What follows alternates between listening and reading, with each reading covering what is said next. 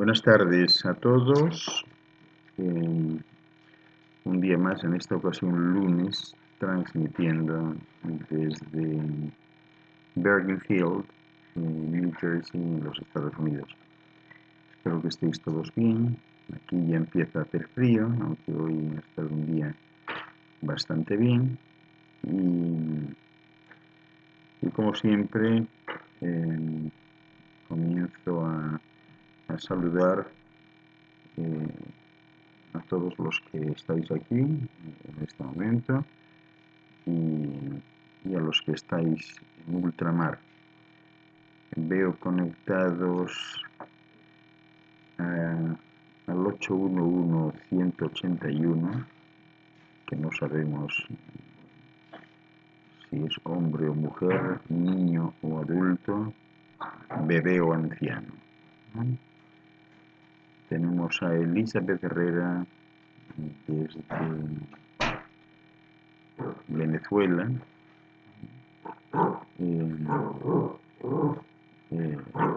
la tierra donde el plátano no está maduro, ¿no?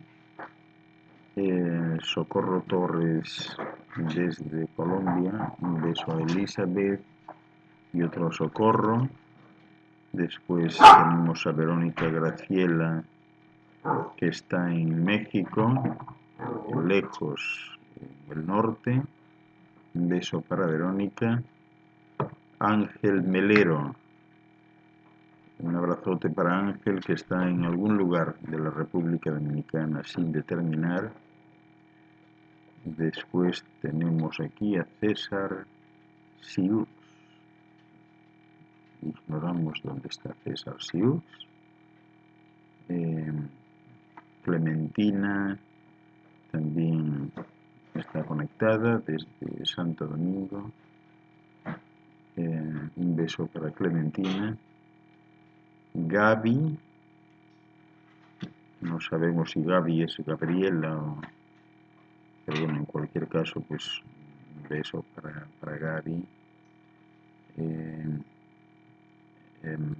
Isabel en los controles, Mario, un abrazote, Amelia también, un beso para Amelia en Acapulco, Enriqueta Mendoza en algún lugar de Ciudad de México, un beso para Enriqueta, Irma Graciela en el norte de México, Monterreal, hoy llamado Monterrey, y también Vilma y Héctor, que están en el Calafate, Argentina. Un beso para los dos. Andrea Fabiana, que también está en Argentina. No sé muy bien en dónde. ¿Dónde estás tú, Andrea? No sé dónde está Andrea. Y Dani e Iris, que están en Venezuela. Un beso para todos. Y todos van utilizando Bondi, que es la clave de saludo de hoy. Bondi en realidad es igual que Monday, pero con B, ¿no? De hecho, los que tienen catarro no dicen Monday, sino Bondi por la cosa nasal. Pero por otra parte, Bondi tiene que ver con bondad. Bondad dais, ¿no? Y como day, bon day, quiere decir buen día, ¿no? Bon day, ¿no? Buen día, o sea que es un término de muchas aplicaciones, como veis, ¿no? Aquí veo los mensajes de Gabriela Vega, que dice que ve la pantalla negra. Espero que se la haya corregido. Socorro, buenas tardes. Bondi, lo mismo para ti. Elisa Herrera, Bondi, feliz tarde para todos. Clementina, buenas noches a todos. Verónica Graciela, Bondi, saludos para todos. Un abrazote de paz, de luz y paz. Y después tenemos a Amelia, Bondi, buenas tardes a todos. Enriqueta Mendoza, buenas tardes. Bondi, Gabriela Vega, buenas tardes. Dice Gabriel, el alma cuando se desprende del cuerpo, ¿cuándo muere? Pues podríamos decir que muere ahí mismo, ¿no? Porque el alma necesita un cuerpo que funcione. Si no funciona, pues si no funciona, se diluye, ¿no? Vuelve a pasar todo. Pero el alma no es el espíritu, no sé si estamos hablando de lo mismo, ¿no? Ángel Melero, buenas tardes a todos, Bonday, igual Irma Graciela, Bonday, buenas tardes, Andrea Fabiana, Bonday, buenas tardes a todos, María Noelia desde Medellín y Javier, un beso para los dos, buenas tardes a todos y un saludo especial. Claudia Vergel en Colombia, buenas tardes para todos, Bonday, lo mismo para ti, Bonday. Y Daniel Iseiris, buenas noches, Bonday, saludos. Y Gabriela Vega, quiero decir, ¿en qué momento el alma deja el cuerpo cuando éste muere?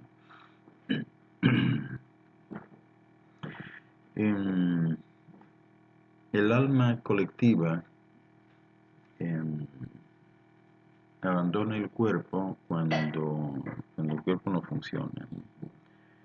Lo que pasa es que hay almas parciales, es decir, esa alma ha recargado pues, ciertos elementos del cuerpo, ciertos órganos del cuerpo y partes del cuerpo que pueden funcionar una vez que el alma colectiva ha desaparecido, ¿no? Ese es el caso de, por ejemplo, de un corazón, ¿no? De un corazón que el cuerpo se ha muerto, pero el corazón sigue vivo, está bien, y tiene su reserva del alma en esos receptáculos especiales que forman a cada célula del tejido cardíaco y que son las unidades de adenosín trifosfato ATP. Entonces eso mantiene la energía de ese órgano suficientemente bien hasta que al órgano se le inserta en otro cuerpo y se beneficia del alma del otro cuerpo. Pero el alma colectiva, vamos a entender por el alma la central térmica o la central eléctrica o la central nuclear, y esta alma se pierde cuando la mayor parte del cuerpo deja de funcionar, entonces se diluye. Y lo que siguen pues son esas almitas parciales en los componentes del cuerpo que todavía están bien, ¿no? Así funciona. Tenemos aquí a Freddy que entra en el chat, Andrea Fabiana. Hola Ángel, la energía trínica, ¿cómo funciona? Composición y condiciones para funcionar en el cuerpo. La energía trínica tiene tres polaridades, ¿no? La tercera polaridad es la de la luz, es como si fuese pues energía eléctrica con dos polos positivo y negativo, pero hay una tercera polaridad que alguien aquí a lo mejor podría denominar masa, pero que no es masa, sino que es la energía lumínica, ¿no? Y esa es la energía por la que se mueve todo en los universos, también aquí. Aquí han conceptualizado esa energía basal eléctrica en dos polaridades, pero en fin, eso es un poco limitado, ¿no? Hay mucho más que eso. Dice Freddy, hola de GW, las personas que ven el 11-11 y tienen sincronicidades ascenderán en esa vida o en la siguiente vida. Pues eso no se sabe, Freddy, eso no se sabe. Las personas que ven el 11-11 lo que pueden tener claro es que van a disfrutar de un privilegio que es justamente, en primer lugar, el darse cuenta de esas coincidencias, de esas sincronicidades, ¿no? Cuando lo estás viendo repetidamente, pues eso es como un anuncio de que aquello que fluye de tu centro corazón, pues se va a ejecutar. Como en el centro corazón está tu intuición, cada vez que intuyas algo, o sea, más que nunca se va a ejecutar en el corto plazo, en la inmediatez de ese fluir de la intuición. O sea, no algún tiempo después. Es decir, tú sientes un fluir de dentro después de haber visto mucho el 11-11 y ese fluir te dice que vayas a tal lugar y vas y te encontrarás con que era necesario que fueses, con que vas a recibir algo o con que vas a resolver algo a alguien, es decir, y te empezarás poco a poco a dar cuenta que todo eso que fluye de dentro de ti se ejecuta en el acto o casi en el acto, ¿no? Eso es lo que hace el 11. Gabriela Vega, tengo entendido que el alma se desprende a los 7 u 8 días después de la muerte de la persona. La verdad es que qué afán aquí por contabilizarlo todo, ¿no? 7 u 8 días y tal, ¿sí? El alma se extingue pues rápidamente, pues no sé, exactamente igual que se extingue una linterna que tiene la batería floja. O sea, se extingue inmediatamente, no inmediatamente, o sea, va poco a poco, alumbra menos hasta que ya no alumbra nada, ¿no? Lo mismo el alma. Ahora, si hubiese contabilizarlo, pues tendríamos que hablar de 3 o 4 días, o sea, pero no más, ¿no? No más. Andrés Fabiana, ¿puede ser que la luz esté más fuerte y se sienta que te diluyes en ella? ¿Qué hacer en ese caso? Yo cerré las ventanas porque se hizo bastante intenso. Em, Tú no tienes por qué cerrar las ventanas a la luz, tienes que abrirte a la luz, ¿no? Y al revés, o sea, tienes que acostumbrarte a vivir en la luz, a respirar en la luz, a abrir tus ojos en la luz, que tus ojos reconozcan la luz y que no te haga daño la luz. Os he comentado muchas veces que las personas más elevadas no solo no le tienen miedo a la luz, sino que, por ejemplo, nunca les vais a ver con gafas de sol. Siempre tienen los ojos abiertos y bien abiertos y llegan a integrarse en ese espectro de tal manera que el sol no les hace nada, ¿no? O sea que no tienes por qué cerrar las ventanas, ¿no? Aquí tenemos a Cecilia, ponte ahí, feliz tarde para todos, que entra en el chat. Buenas noches a Cecilia, Suárez de la Riva y Díaz de Benjumea, ¿no? De Córdoba, Argentina. De Córdoba, perdón, de Rosario de Santa Fe. Rosario de Santa Fe, no de Córdoba.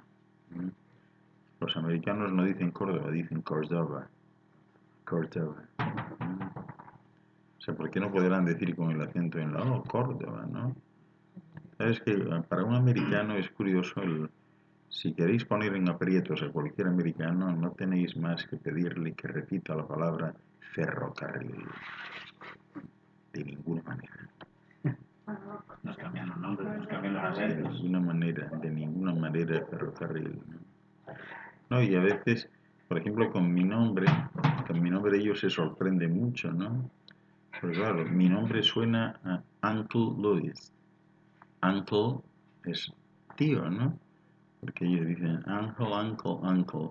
Pero Luis es Luisa. Entonces debería ser para ellos el tío Luis. Entonces no entienden cómo yo puedo ser el tío Luisa, ¿no? Porque Luis es el femenino y Louis el masculino. Entonces si me dijesen Uncle Louis, pues muy bien, pero dice Uncle Luis. Y eso les desconcierta. ¿Qué nombre más raro pusieron a este hombre, no? El tío Luisa, ¿no? Pero en fin.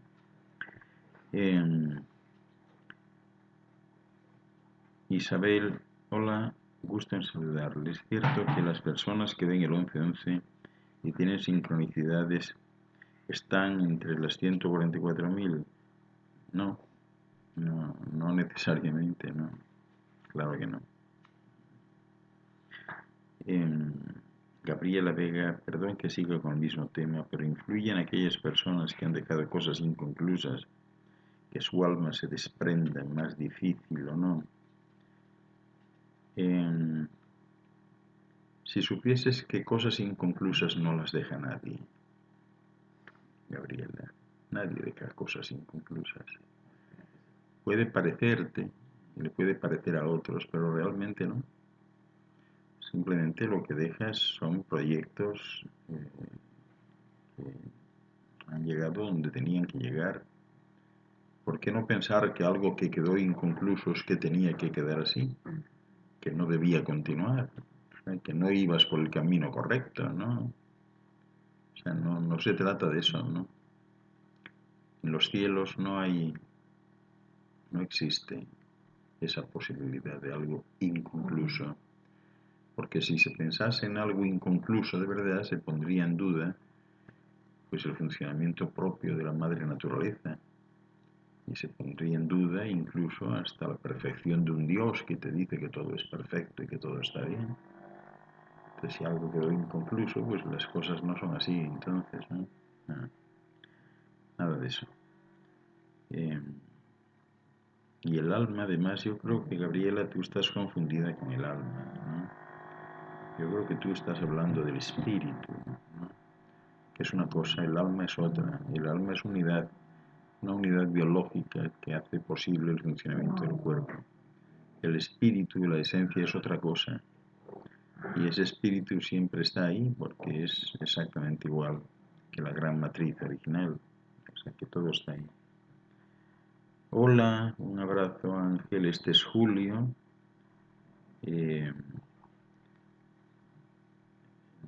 No sé qué Julio será. Ojalá sea mi amigo Julio, que tengo un amigo muy importante para mí en Zaragoza, en España, Julio Lalmolda. Buen amigo, excelente persona, a quien yo quiero mucho. No nos vemos todo lo que querríamos, pero... Y no sé si es este Julio, porque en España es tarde, ¿no? Pero bueno. Seguimos entonces. No sé si se me queda alguien por aquí por saludar. Déjame ver. Bueno, Javier Díaz, que lo he visto ahora, lo he saludado antes. Y Gibran, que no sé quién es Gibran. Pero en cualquier caso, pues nada, adelante con eso. ¿Cómo se la lleva mi mamá Micael con todas estas decoraciones, como toda esta adoración de Navidad, todo este Y cuento? Manuel Micael, con la cuestión de Navidad, eh, pues si supieses que lo disfruta, sí, siempre ha disfrutado eso, pero lógicamente no se ve relacionado con ello para nada, ¿no? Eh, y cuando hemos hablado al respecto, pues eh, no deja de sorprenderse, ¿no? De cómo, de lo fácil que es, ¿no? Crear un escenario, ¿no? O sea, tú creas un escenario y con el escenario una novela y según la cuentes, pues te creen a pies juntillas, ¿no? Porque evidentemente el tiempo en que él nació, o sea, nada que tenga que ver con la Navidad sucedió entonces. O sea, no hay un solo aspecto que pudieran decir, hombre, pues esto sí coincide. Realmente no coincide nada. Nada. Es otra historia, y yo diría que inventada al 100%, o sea, no al 90 ni 95, ¿no? Nada tiene que ver con cómo sucedieron las cosas. Nada que ver. Nada que ver. La Navidad, yo creo que ha aprovechado, lo comentábamos ayer, me parece, en el seminario. La Navidad ha aprovechado el momento cumbre de todas las religiones y la propia identidad del Dios de cualquiera de las religiones, ¿no? Que son unos dioses a los que hace falta sacrificar, que tienen que morir, que tienen que resucitar los 3 días, etcétera. Y eso exactamente es lo que le pasa al sol, ¿no? O sea, este sol muere el, el 21 de diciembre. El día 21 de diciembre muere el sol, la noche más larga, la oscuridad más larga.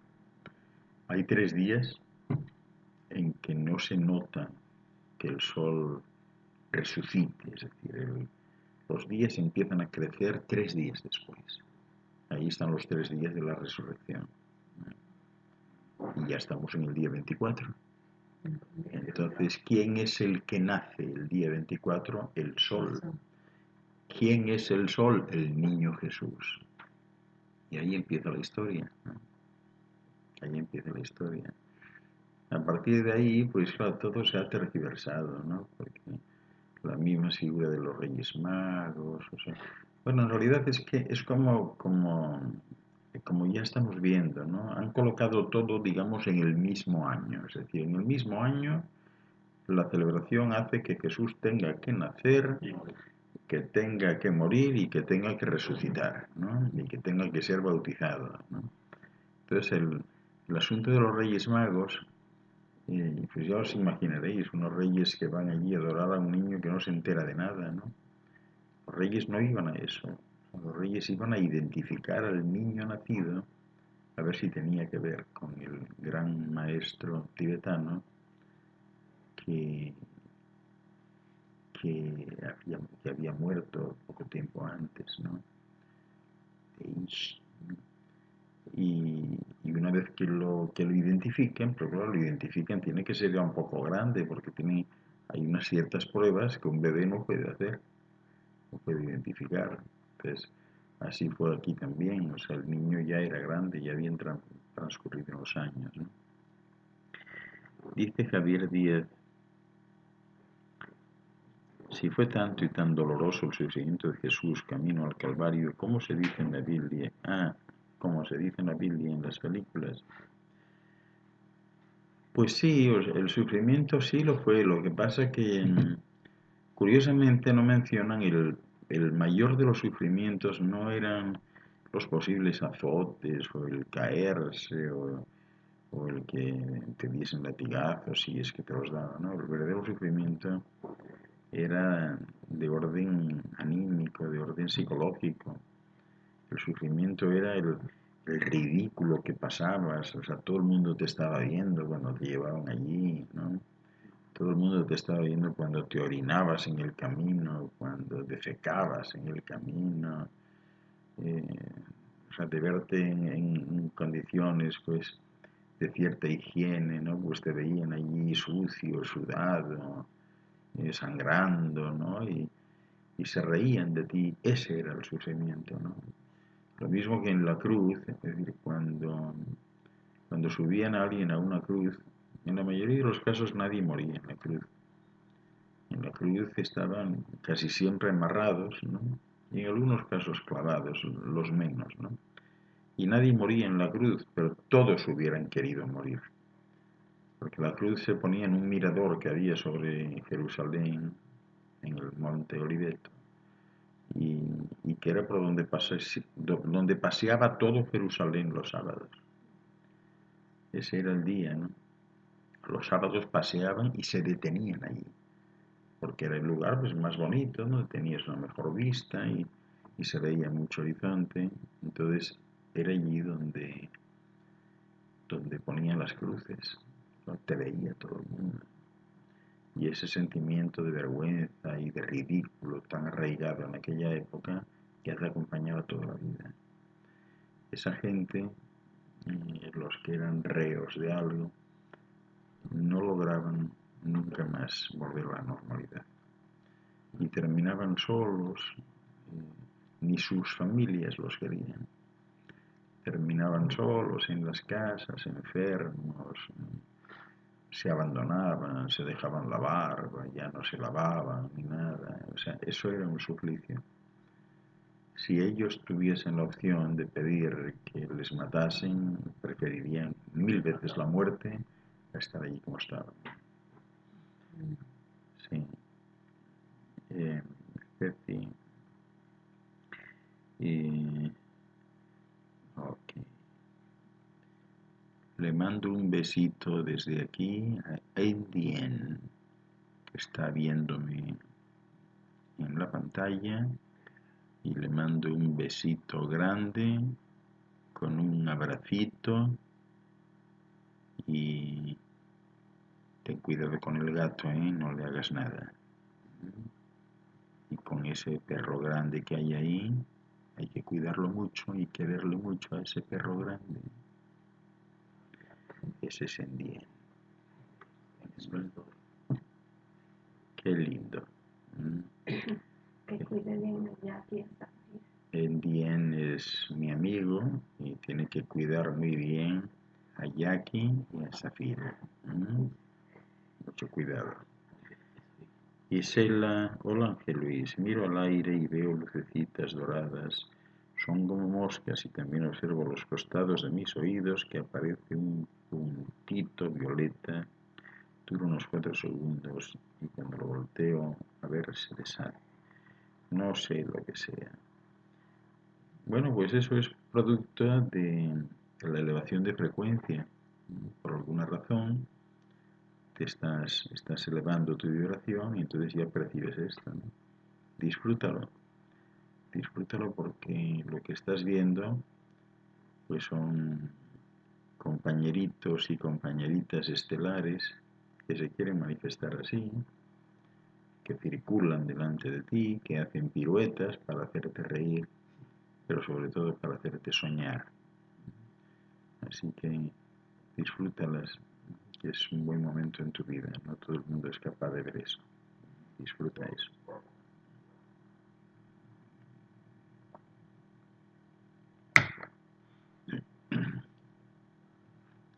Seguimos entonces.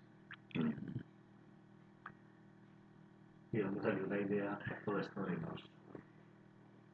los regalos en Navidad, de Niño Dios, de que naciera, tenía que ver un regalo y esto? Bueno, la idea es, ¿Comenzó? no, la idea sale de los Reyes Magos. O sea, los Reyes Magos, la idea de llevar regalos surge de ahí cuando los Reyes Magos cuentan que llevan regalos al Niño Jesús y entonces como se lo llevan, pues yo también tengo que llevar regalos al Niño Jesús, pero como no lo tengo cerca, pues le llevo el regalo a mi papá o al vecino, ¿no?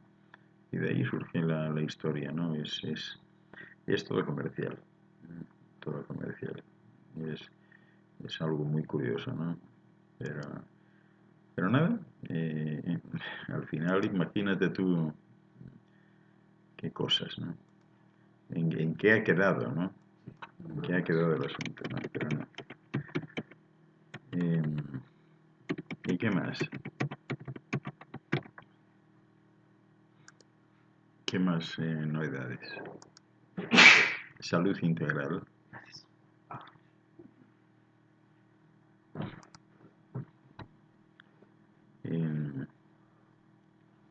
¿Tenemos alguna otra pregunta? Gisela, ya le contestamos.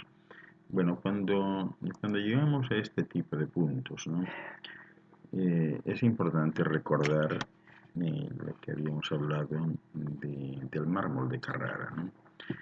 Ya sabemos que para los romanos lo que ellos llamaban mármol lunensis o mármol lunense, pues era un tipo de mármol que ellos extraían de las canteras de los Alpes apuanos de Carrara, ¿no? Es uno de los mármoles pues, más importantes del mundo por lo blanco que es, su blancura, ¿no? Y que además viene ribeteado con tonalidades azules y grises, muy buscado por las amas de casa para las encimeras de la cocina, ¿no? Se dice que este mármol fue utilizado mucho pues en la edad de bronce, ¿no? Donde convertían el mármol en utensilios especiales y objetos decorativos, ¿no? Y a partir de ahí pues hubo una situación pues muy especial que derivó en la extracción por parte de los romanos desde la época de Julio César y todas las construcciones públicas de Roma pues llevan mármol de Carrara desde entonces, ¿no? Ahí tenemos pues el Panteón de Agripa, la columna de Trajano, ¿verdad? Que están realizadas en este mármol de Carrara tan importante, ¿no? Pero a partir del siglo V la capacidad de extracción de aquellas canteras pues ya quedó drásticamente reducida, ¿no? Por las invasiones de los bárbaros del norte con Atila a la cabeza, no sé si recordáis. Es muy interesante eso. A ver, Saida dice que no más mármol, please.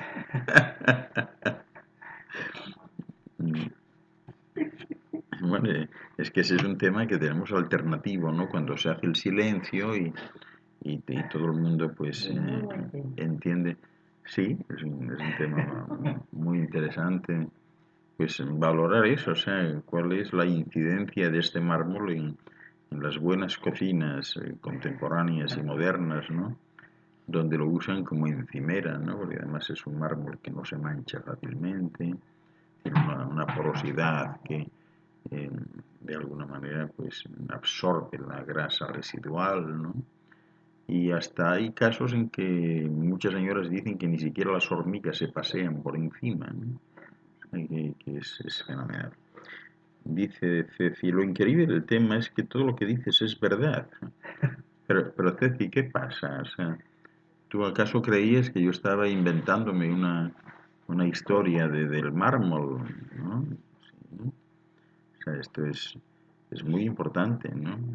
Muy importante. Ahora ya no se usa tanto porque, por ejemplo, aquí es caro, sí. Aquí en Estados Unidos solo son cocinas especiales y se utilizan encimeras sintéticas, ¿no? Pero el mármol de Carrara es fundamental, ¿no? Muy importante. En fin, bueno, aquí ¿Qué otras celebraciones como se celebra aquí la Navidad se celebran en otras comunidades que nosotros no, que no sean como comunes para nosotros, que no sabemos ni que existen de pronto, existen esta clase de En celebraciones la, rituales? en la Navidad yo creo que se celebra en todo el mundo, o sea, la llegada del solsticio se celebra en todo el mundo. O sea, todo el mundo adora ese sol que se deja ver, ¿no? Que, tanto en invierno como en verano, ¿no? Pero varían. Ahora, el culto al dios sol siempre se ha dado a lo largo de la historia. Siempre se ha dado. Desde los sumerios hasta los celtas, los griegos, los romanos, los fenicios, los cartagineses, todos adoraron siempre al dios sol. ¿Se sigue dando? Sí, sí, le consideran el dios sol, o sea, el dios sol es una luz. De hecho, hay disidentes católicos que asumen que cuando se refieren a que Jesús de Nazaret caminaba sobre las aguas y no se hundía, en realidad el que caminaba eran los rayos del sol, que se reflejan en las aguas y no se hunden, ¿no? O sea, hay investigadores que lo relacionan todo con el dios sol. Siempre fue venerado y siempre fue festejado. O sea, que tanto la Navidad como el verano han sido momentos a lo largo de la historia que nunca pasaron desapercibidos. Dieron lugar a monumentos especiales, es decir, porque siempre entendían que cuando resurgía y renacía ese sol, las energías se habían renovado también. Entonces ese sol mandaba mejores energías. Entonces estaban preparados para eso, ¿no? Recibían al sol como el que recibe al Dios que saben que se va a hacer presente, ¿no? Y de alguna manera es curioso porque el concepto que tiene aquí la mayoría de la gente sobre un Dios encaja bien con el sol. O sea, el sol sería, bueno, de hecho es como un Dios, ¿no? Pero todo lo que se dice de un Dios y la imagen, claro, no tiene barbas ni tiene un aspecto antropomórfico, pero todo encaja con la descripción de un sol. O sea, que un sol podría ser perfectamente venerado y de hecho siempre fue así, ¿no? Y tanto en el solsticio de invierno como en el de verano se presentan lo de las hadas en ambos, o En ambos, igual. sí. Hay seres, es que hay seres muy elementales en que aprovechan esa situación, ese flujo intenso de energías eh, para cambiar, reciclar, actualizar su cuerpo, ¿no? Entonces, ese es el caso de las hadas que sufren como una depuración 2 o 3 días antes y cuando llega ese momento, pues renuevan su cuerpecito, ¿no? Y entonces brillan más. A partir de ahí, ese cuerpecito empieza a perder intensidad en la luz que emiten, ¿no? Y por eso se dice que son justo esos momentos donde tú les puedes ver, porque es cuando más brillan. Después pasan los días o los meses y queda mucho más atenuado y ya no se les ve bien, ¿no? Pero en esos días sí, esos 2, 3 días alrededor del solsticio sí, sí, se les ve muy bien. Eh, dice Jezabel, ¿es caro ese mármol? Lo es, carísimo, sí. Silvia, buenas tardes, bon day. Saludos, un abrazo. Quería preguntar por el significado de los grafismos, como el de Steinheuer. Pues el grafismo es justamente eso, o sea, un gráfico que por resonancia se forma cuando alguien usa los fonemas de tu nombre, ¿no? Cada uno tiene un nombre, un sonido primigenio que no le fue asignado en sí, sino que es pues algo así como la suma de sonidos que fueron conformando las distintas partículas al integrarse y de alguna manera generar la primera esfera vital. Entonces eso tiene un grafismo, ¿no? Ese grafismo tradicionalmente en los seres más avanzados, o sea, un poco más avanzados que aquí, o sea, no vamos a hablar de los muy avanzados, sino un poco más avanzados que aquí, ese grafismo suele colocarse en el pecho, ¿no? Cuando uno usa esos trajes especiales para salir, déjame el tuyo, sí. Cuando uno usa esto, los trajes llevan el grafismo aquí colocado, ¿no? Exactamente sobre el centro corazón. Y eso permite, tanto si es el grafismo normal como el inverso del grafismo, permite que las energías, permiten que las energías se aceleren, ¿no? Es decir, que podríamos estar hablando de un positivo y un negativo, ¿no? Por ejemplo, aquí tenemos uno que es un negativo del grafismo, entonces este grafismo va colocado aquí, ¿no?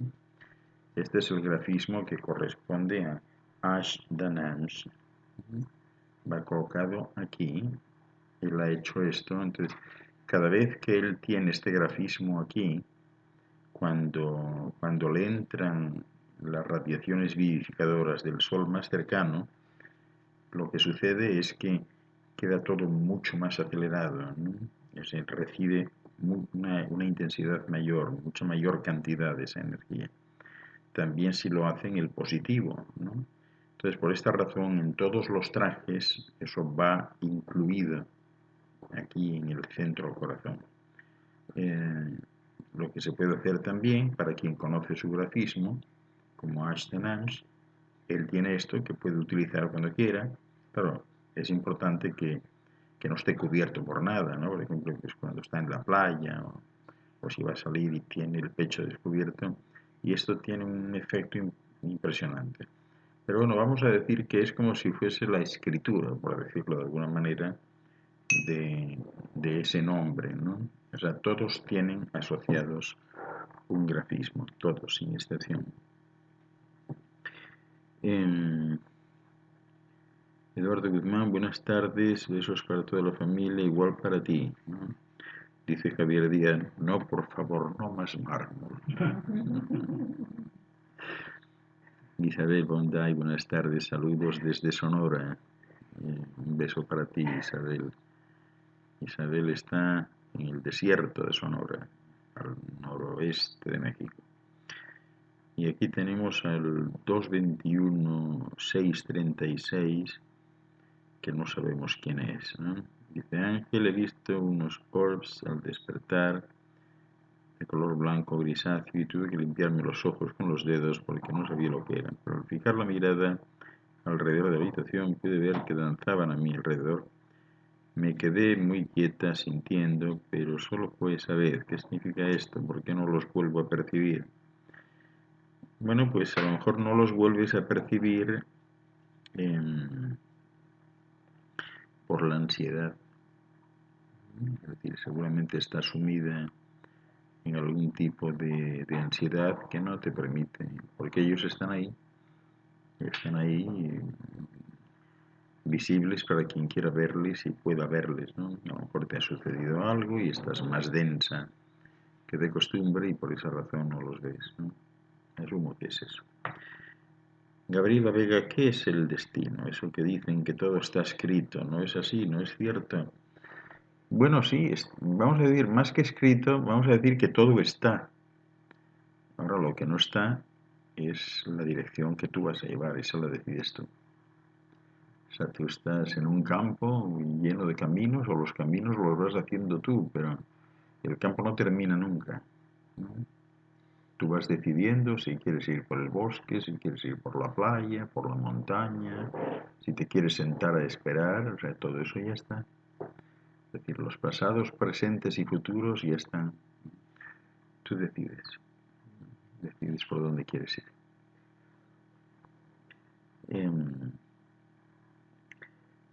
Soy Clementina, la que hace la pregunta de los orbs. Aparece el número cuando se desconecta y tengo que volver a entrar. Ok, bueno, pues ya sabemos que es Clementina. Miralda Jurado. Y Saida dice, ¿quién los hace y qué metal es el grafismo? Bueno, no los hace nadie, tienes que hacerlo tú. Aquí mi amigo César pues lo mandó a hacer a alguien, o a un joyero, depende. Los puedes hacer de plástico si quieres, ¿no? Eso los hace cualquiera. No, cualquiera que se dedique a esto, ¿no? El metal, ¿qué metal es ese? Plata, ¿no? Ese metal es plata. Miralda Jurado, buenas tardes, Bonday, los saludo con cariño desde México. Me gustaría saber qué es el Supremo Absoluto, quiénes son los padres creadores que moran en la isla eterna del paraíso y qué son los dioses de la naturaleza. Bueno, Miralda, bienvenida, buenas noches.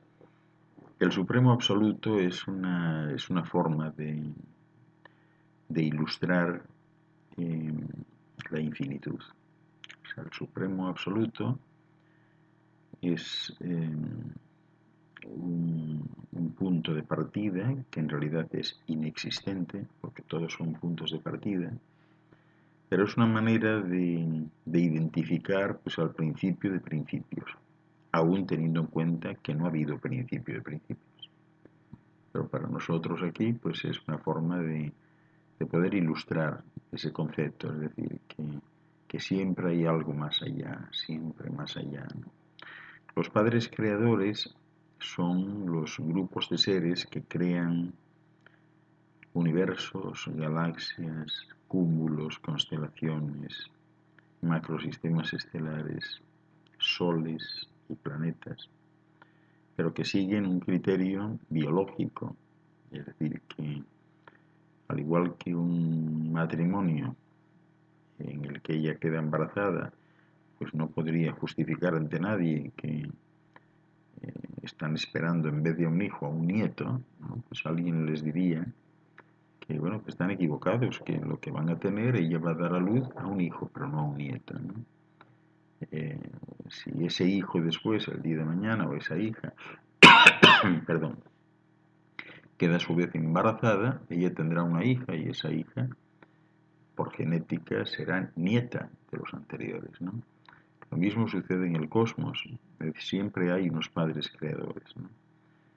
Hay un consejo, pero es un consejo virtual de padres creadores muy cerca del absoluto, o sea, muy arriba, ¿no? Pero que no es único, es decir, siempre hay algo por arriba, siempre hay algo por abajo, es decir, no hay jerarquías, el orden no termina jamás, ¿no? Y lo único que sí se sabe es que estos ciclos biológicos hacen pues que los soles sean padres, madres y tengan hijos también. Y esos hijos pues están conectados de forma nuclear con los soles de procedencia en eso que llaman aquí la gravitación. Es decir, los influjos gravitacionales siguen conectando al vástago, al hijo, con el padre-madre, que es siempre un sol, y así ad infinitum.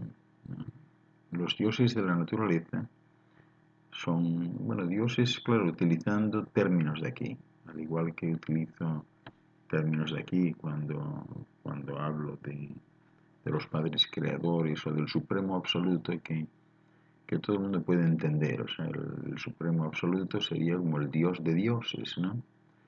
Pero ¿quién es? ¿Realmente se circunscribe a algún ámbito? Pues no. O sea, ni siquiera la imaginación más calenturienta podría ni pensarlo siquiera.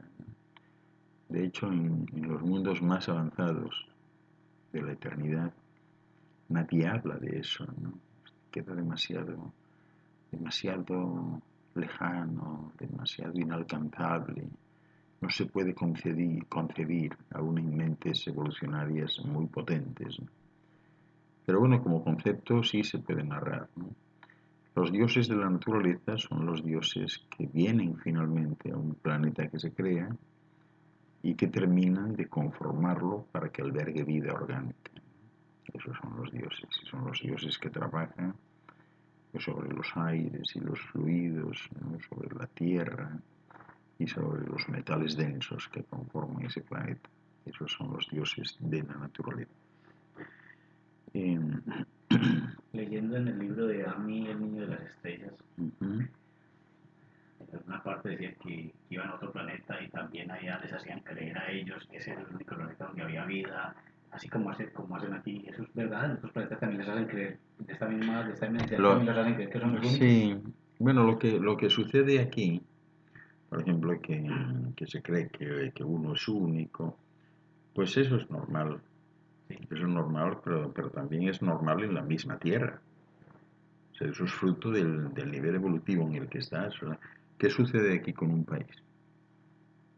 Uno cree que ese país es el mejor del mundo, ¿no? Y si no lo es por grande, pues tiene que ser el mejor del mundo en algo. Es mejor porque aquí es donde se hacen las mejores tortillas del mundo, ¿no? Y aquí el equipo de fútbol de la capital es el mejor, ¿no? O sea, eso forma parte del patrimonio de las humanidades, ¿no?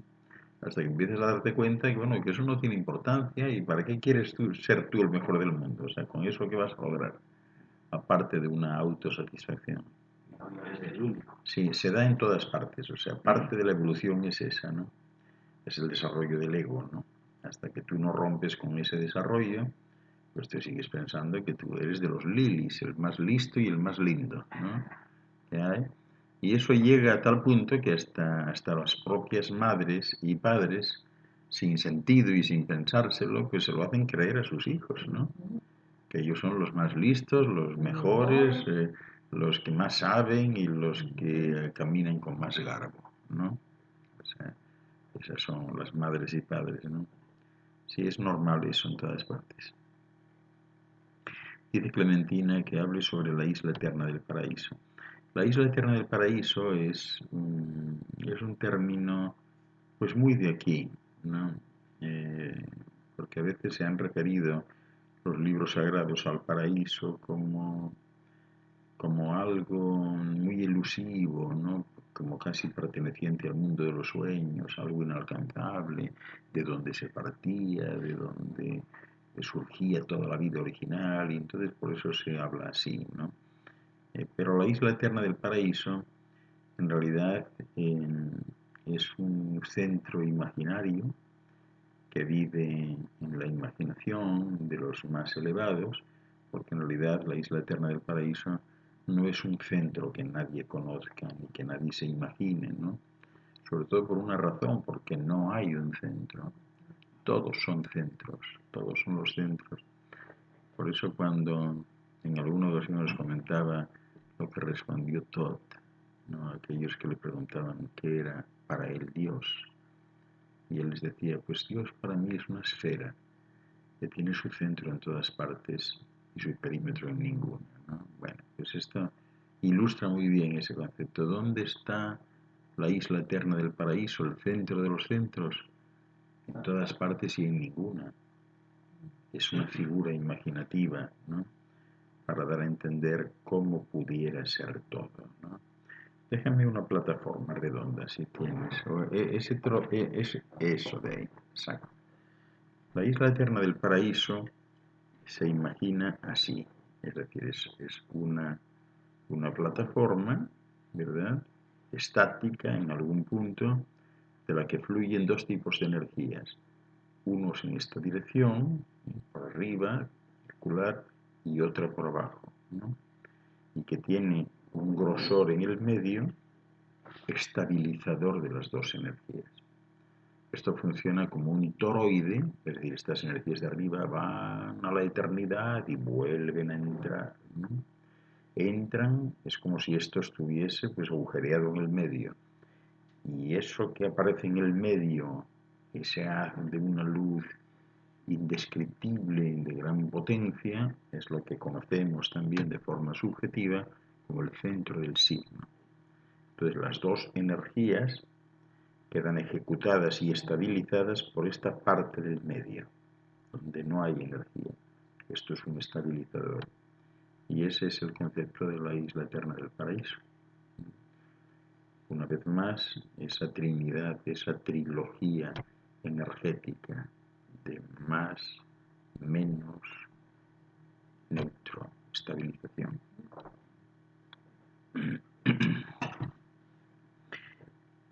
Dice él, tarde pero seguro, buenas noches, ya te iba a mandar a buscar yo. ¿Dónde andará metida Dixiel? Acaba de llegar. Bienvenida. Y bueno, pues nosotros estamos aquí en un ambiente muy cálido. Hoy, como os comentaba antes, no hace mucho frío, pero se está bien dentro de las casas, ¿no? Hay un ambiente de Navidad y qué bonito, ¿no? Porque el ambiente de Navidad en todas partes, si os fijáis, es un ambiente de luz. Si alguien fuese capaz de expresar el común denominador de la Navidad, es la luz. Es la luz. En Navidad iluminas la casa, iluminas todo, iluminas a otros con tu mirada, con tu actitud, porque es tiempo de conciliación, de entrega a cambio de nada. Te da igual recibir o no recibir, o sea, lo que te hace verdaderamente feliz es la entrega, lo que tú haces. Por eso también podríamos parodiar el término de Navidad y dejarlo en Navidad, dad, ¿no? Dad sin esperar nada, dad a quien podáis. Y si no tenéis que dar, pues dais una sonrisa, o una mirada, o un abrazo, que eso lo tiene todo el mundo. Por tanto, nadie puede decir, es que yo no tengo que dar. Claro que sí. Te puedes dar una sonrisa, un abrazo, una palmada en la espalda. Hay muchas cosas que se pueden dar. Y justo eso que se da es lo más importante. Es lo más importante. A propósito de Navidad, en algunos países, como no sé si en todo el tiempo lo que se celebra tanto con pólvora, que no sabe que le hace tanto daño al ambiente, a las plantas. Lo que pasa es que, ya lo sé, el celebrar la Navidad con pólvora y cohetes y todo, en el fondo pues son formas de luz también. O sea, buscan generar luz, o sea, no se dan cuenta, ¿no? Y no se dan cuenta que, claro, la luz asociada con el sonido es peligrosísima, ¿no? Posiblemente cambiasen de opinión si se diesen cuenta que en el cosmos, por ejemplo, la luz no va asociada con el sonido. No. En estas películas que hacen de batallas espaciales y todo eso, eso no es cierto. O sea, no hay ruidos en el cosmos, no hay sonidos. O sea, no así, no de ese tipo, ¿no? El sonido se queda en el interior del efecto físico o químico que se produce, pero no se irradia como tal, como piensan ellos, ¿no? Y sobre todo porque esto que consideran vacío, en realidad es una materia que no refleja la luz, pues no recoge los sonidos. Entonces tú estás en el cosmos y estalla una supernova y tú no te enteras. O sea, tú te enteras que estalló por la luz que emite, pero no por otra cosa. Sí.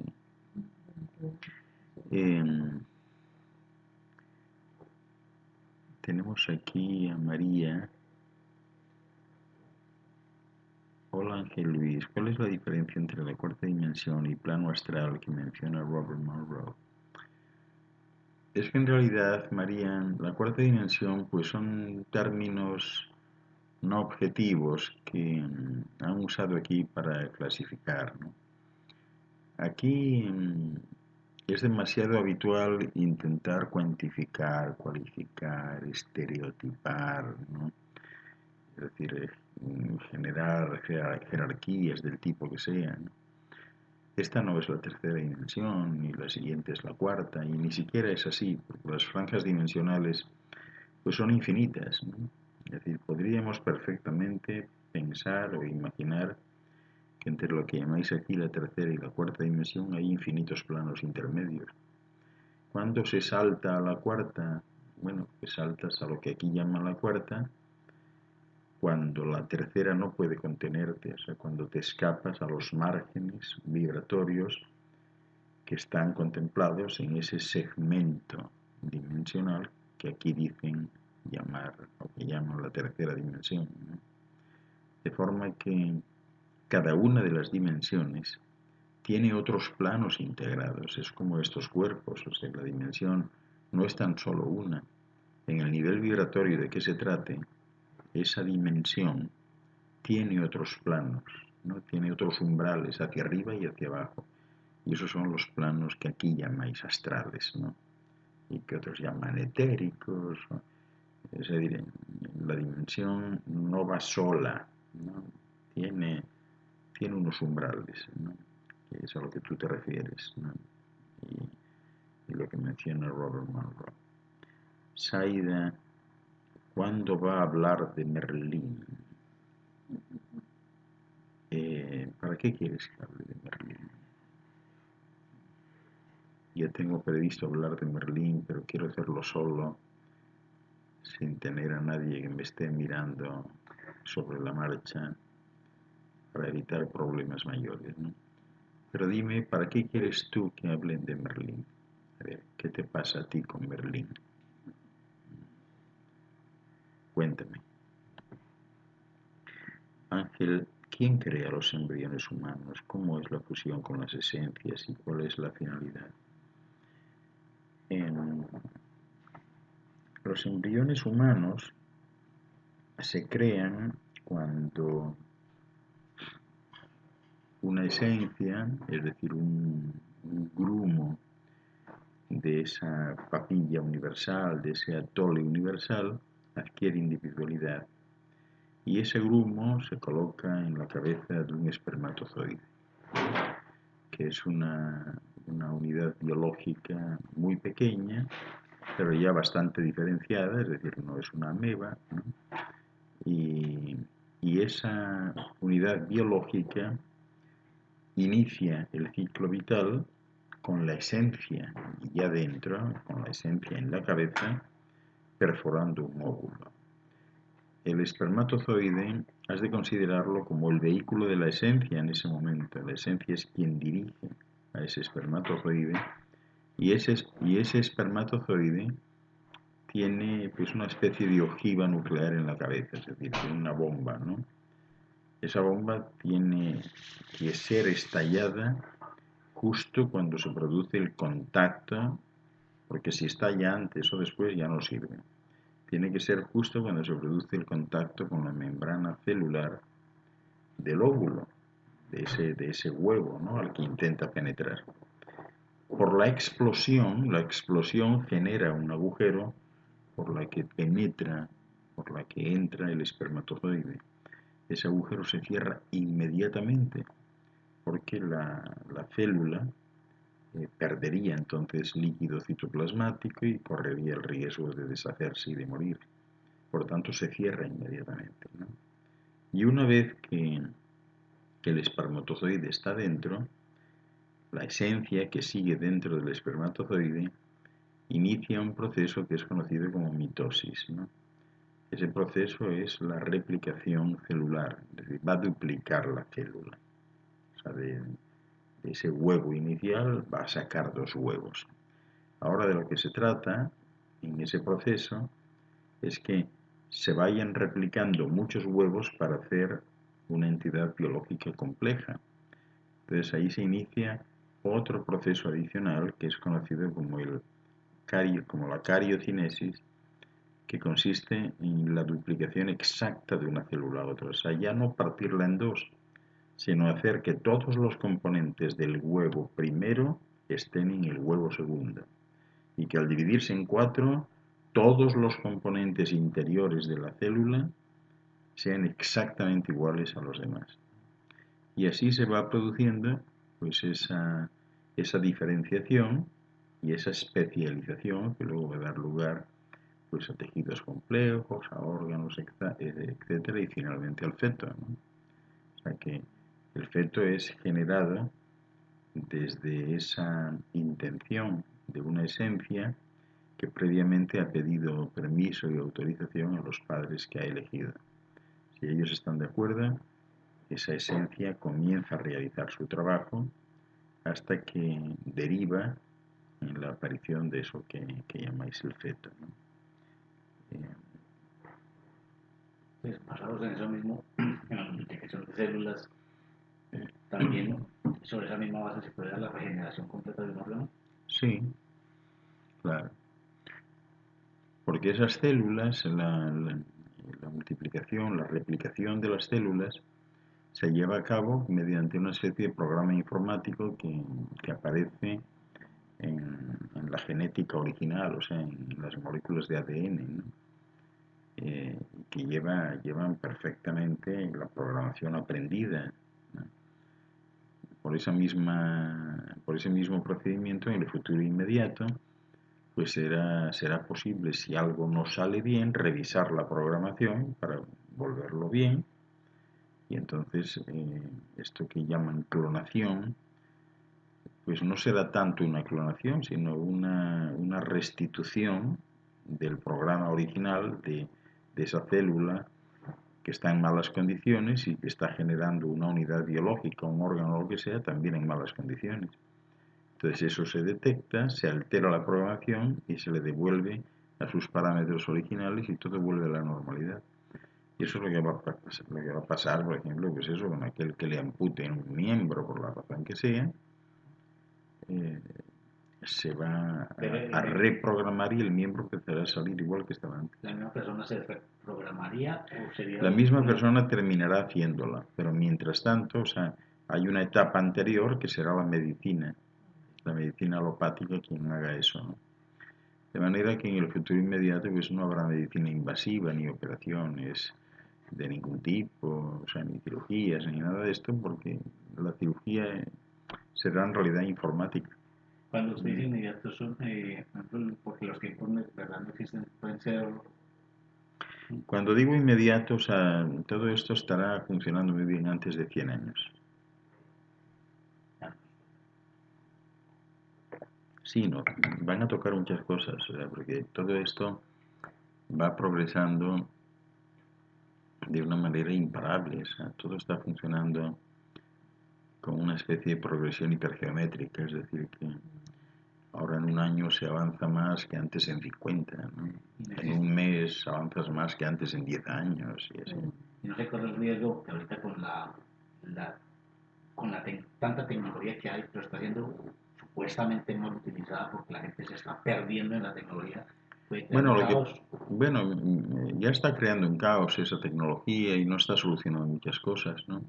Pero está dando paso poco a poco a la tecnología biológica. Es decir, ahora los ingenieros están mirando más a la tecnología, a la ingeniería corporal, a la ingeniería del propio cuerpo, y están tratando de replicar eso, ¿no?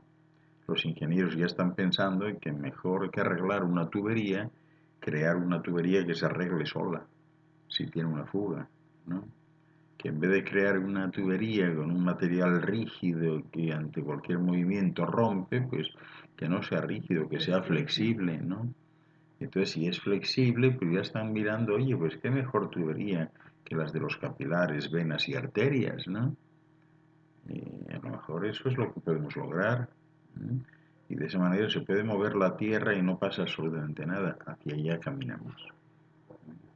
Hacia allá caminamos. O sea que toda la tecnología industrial invasiva en el cuerpo humano y la tecnología de los cristales, eléctrica y sobre todo la del metal desaparecerá. No tiene sentido.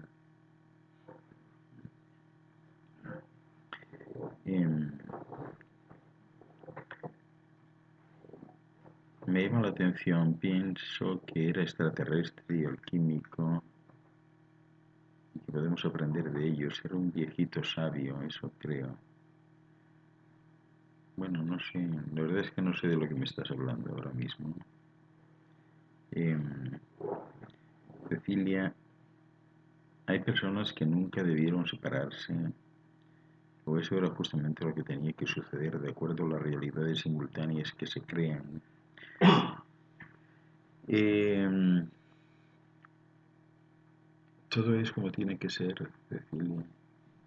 Si, si algo sucede, aunque no lo entendamos, aunque no lo comprendamos, aunque no lo aceptemos, eso es exactamente lo que tiene que suceder. Por eso cuando pasa algo así y tú te comportas desde la templanza y desde la paciencia y de esos otros valores humanos tan importantes, ¿no? Pues lo único que va a pasar es que trascenderá a un periodo de tiempo determinado y luego pues lo olvidarás o lo asumirás y la vida sigue, ¿no? Pero sí, no te quepa la menor duda que lo que sucede es lo que tenía que suceder. Es cierto que, o sea, lo que mencionas es cierto a medias, es decir, hay personas que nunca debieron separarse, bueno, personas que nunca debieron separarse cuando se separaron. Seguramente yo diría, tenían que separarse un año más tarde. ¿Mm? Es decir, que a lo mejor cuando se separaron fue pronto porque fue por una tontería o lo que fuese, ¿no? Pero, pero a veces cuando estas cuestiones suceden, de las separaciones entre dos personas, hay un problema de ego muy fuerte ahí. Hay un problema de ego y de la inclusión, es decir, este era mío y ahora no lo es, ¿no? Y eso no es así. O sea, todo lo que sucede conviene siempre que suceda y además sucede en el momento adecuado y ni antes ni después. Y además es positivo siempre. Es importante que suceda. La naturaleza mima, cuida y vela por sus integrantes. La naturaleza no quiere conflictos para nadie. La naturaleza es sabia, es relajada, tranquila y, y no busca complicarle la vida a nadie. Al contrario, busca mejorarla, ¿no? Es algo parecido hacen los padres. O sea, ¿qué hace un padre cuando le pega a un hijo? Por ejemplo, en el fondo, ¿qué es lo que quiere hacer? Pues quiere enderezarlo, quiere enseñarle, ¿no? O sea, no quiere matarle, no quiere causarle un daño, pero a lo mejor no sabe más nada, pues saca el cinturón y le da, ¿no? Y todavía no sabe ese padre que justamente lo que más duele es lo que no se hace con las manos, ¿no? Duele más la mirada y duelen más las palabras si quieres hacerle daño a alguien.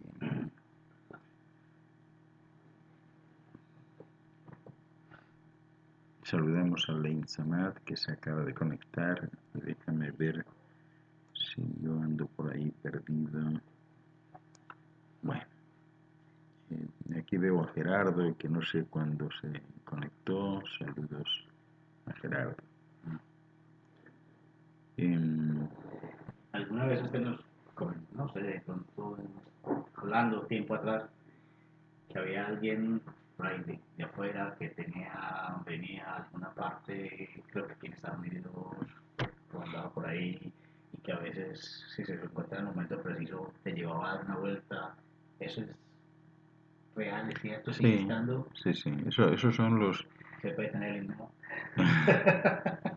esos son los de Pruzzi. La gente de Pruzzi viene con frecuencia por temporadas. O sea, no vienen siempre porque esto para ellos es muy peligroso y Pruzzi es mejor, ¿no? Pruzzi es mejor en el sentido de que es un mundo mucho más tranquilo, mucho más relajado, no hay tantos ruidos, ni nada, pero ellos han venido aquí, se mezclan y aprovechan que se parecen mucho a los de aquí, ¿no? Eh, yo siempre he comentado ahí del jocoso que parecen boxeadores ellos, ¿no? Y ellas son bien feas, la verdad, ¿no? Ellas son feas, pero son feas, feas, ¿no? pero vienen aquí con frecuencia y la manera que tienen de conocer y de que les cuenten a alguien, pues es acercándose y actuando como, ¿cómo os diría yo? Como chaperones turísticos, ¿no? Es decir, ellos son como guías. Se acercan a alguien, hablan, a lo mejor pues están en el mismo bar, comiendo algo, bebiendo algo y demás, y cuando se crea una conexión, pues te dicen, tú, pues sale el tema siempre, ¿no? ¿Tú crees en eso de los platillos volantes? Sí, nada, ya no, no me digas, ¿no? ¿Tuviste alguno? No, ya no. ¿Quieres verlo? ¿No? Entonces por ahí empieza la cosa, ¿no? Te llevan, mira, ese es mío, ¿no? No es de veras. Y se puede uno subir, pues sí, claro. Y entonces te llevan a donde quieres. ¿No? Sí, eso es cierto, sí. Guías turísticos sin página de internet. Sí, sí, son guías turísticos, sí. Además son muy charlatanes ellos, van hablando, sí, sí, muy charlatanes y son eh, como muy proclives a darte todos los gustos, ¿no? Por ejemplo, cuando te llevan por ahí, ellos te van preguntando, mira por ahí abajo, o sea, sobrevuelan el lugar a baja altura y te van preguntando, ahí quieres, no, no, ahí no, no. Al final terminas dirigiendo tú, no, no, sigue, que esto es bastante feo, no sé, esta no me va, ¿no? Y vas a un sitio y es típico, por ejemplo, que si te llevan a un sitio donde aparentemente te gusta, casi siempre te llevan a fiestas. Que te quieres ver, quieres que miremos a ver si hay alguna fiesta. Y entonces sobrevuelan y miran ahí una fiesta, y entonces se quedan como a un lado de la fiesta, utilizan un sistema que está muy extendido también no voy a decir de invisibilidad, bueno, sí, de alguna manera sí, de invisibilidad. La estructura queda reducida a un puntito de luz, como el de la televisión. Y entonces cuando tú sales, ¿no? O sea, tú sales y la estructura queda como un puntito. Y entonces andas por ahí y depende de dónde vayas, o sea, si estás en Mongolia o en Corea o un sitio de estos y te ven ahí pues blanquito y bueno, pues te mirarán raro, ¿no? Y como no hablas el idioma, ¿no? Y al otro, el de Prutsi, que son feos también, o sea, con nariz rara, ¿no? Y andan por allí, bueno, y dirán, estos son unos turistas que llegaron, sabe Dios en qué habrán venido hasta aquí, ¿no? Porque a veces te paras en sitios que no tienen carreteras. Hay lugares en el mundo, ¿eh? Que no tienen carreteras todavía. Ujú. No tienen carreteras, pero sí tienen casas y tienen de todo y lo que hacen, pues no necesitan las carreteras porque ellos son autosuficientes. Consumen lo que producen, se casan entre ellos, ahí siguen y no tienen el menor interés en saber más nada. Tampoco tienen televisores ni radios ni nada, ¿no? O sea, hay muchos lugares curiosos en ese sentido. Todavía quedan muchos en el mundo. Sí. Em, Aquí tenemos a Mairena que se acaba de conectar. Buenas noches a todos. Bondi, bienvenida. Mairena Molina y, y Suárez de, de la Riva, que está aquí conectada en este momento.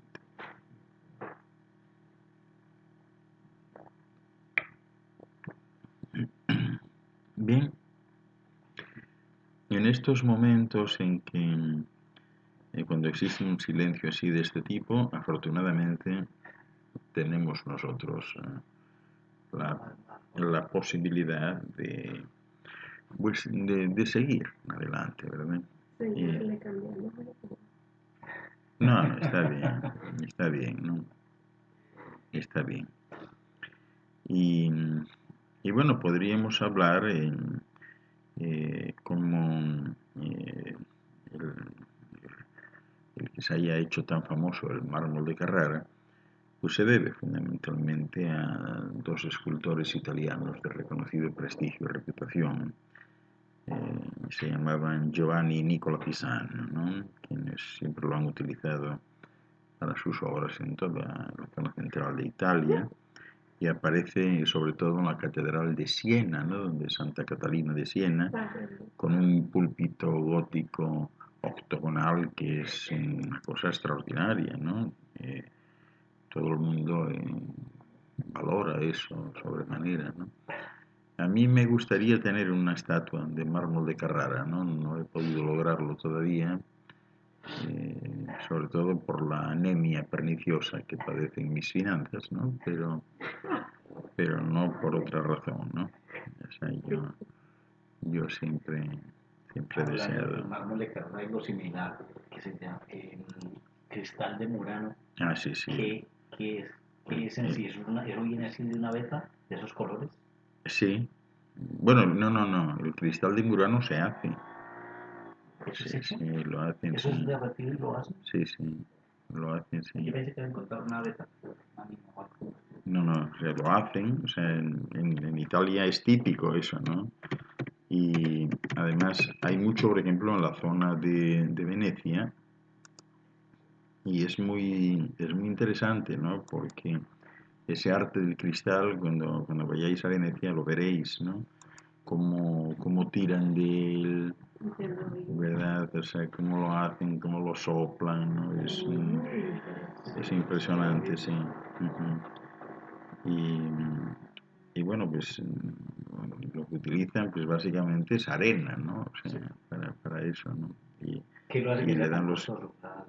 la manufactura, es decir, cuando es artesanía requiere mucho tiempo y mucha dedicación y las mezclas, los colores, etcétera, pues es terrible, ¿no?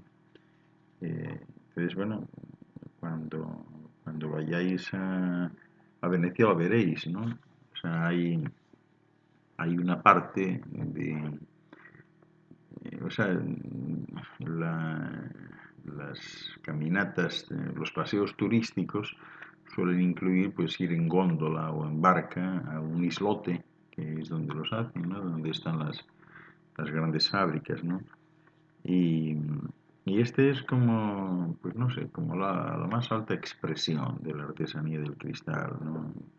Y que siempre sale refinado, no en cualquier parte, sino este procede de determinadas personas considerados maestros del cristal, maestros vidrieros, ¿no? Y estos maestros, además, eh, llegan a ser maestros ya de mayores, o sea, después de muchos años. Esto no va exactamente de padres a hijos, ¿no? Y bueno, también es una tradición muy antigua, porque siempre se sostuvo que esto procede del antiguo Egipto, ¿no? Y que servía en los tiempos de Roma para adornar las casas de los nobles, ¿no? O sea, es muy interesante, ¿no? Tiene mucha influencia árabe también, o sea, es algo que merece la pena siempre, ¿no? Eh, Dices ahí de aquí, no, hable de las dimensiones mejor. Bueno, pues estoy hablando de una dimensión, que es la dimensión vidriera, ¿no? Que es fenomenal. Eduardo Guzmán, ¿qué noticias tienes de la próxima conferencia de la paz y de la luz? Bueno, pues estamos lanzados en la organización de la conferencia. Ahora mismo estamos todavía en el proceso de terminar con los invitados y a partir del 1 de enero pues ya nos lanzamos literalmente en campaña, ¿no? Ahora pues hemos mandado invitaciones a unos y a otros, o sea, eh, hay personas pues muy interesantes que vamos a tener. eh, Va a estar, por ejemplo, pues una chica colombiana, por cierto, lo he hecho, pero que vive en España, que lleva mucho tiempo practicando la inedia, es decir, que no come ni bebe, entonces ella va a estar allí. Después hemos logrado invitar a Verónica Wells, que es la fundadora del grupo Rama en Perú, y que va a estar hablándonos de esto, ¿no? Y bueno, ahí hay gente muy interesante, realmente, o sea, cada vez la conferencia será mejor que el año anterior, ¿no? Y dice Miralda, ¿por qué bebes jugo de naranja? ¿Solo por gusto? Es la mejor agua que hay, la contenida en el jugo de naranja, me gusta el color, me gusta el agua y, y la naranja es excepcional, ¿no? Aunque bueno, si pudiera elegir bebería jugo de mandarina, ¿no? pero no siempre hay mandarinas, es muy difícil de conseguir, ¿no? El jugo de mandarina es excelente, porque la mandarina junto con el mango son las dos únicas frutas que quedan que siguen conteniendo oro diluido, oro en disolución. Entonces la mandarina es excepcional, ¿no? Y si te preparan una mandarina con un dedo de flor de sábila, ¿no? De la parte cristalina de la sábila, pues todavía mejor, porque eso es lo que denominaban los antiguos el elixir de la eterna juventud. Cuando se hablaba de una bebida de bebidas, esa era la mandarina natural tomada en ese acto, es decir, porque en estos cítricos no puedes guardar nada, ¿no? O sea, te dan un zumo de naranja hecho por la mañana y te lo dan ahora, eso no vale. O sea, el jugo tiene que ser en el acto, en ese momento. Entonces te hacen un jugo de mandarina y que tiene en la base un dedo más o menos de flor de sábila. O sea, no hay nada igual. No, nada igual.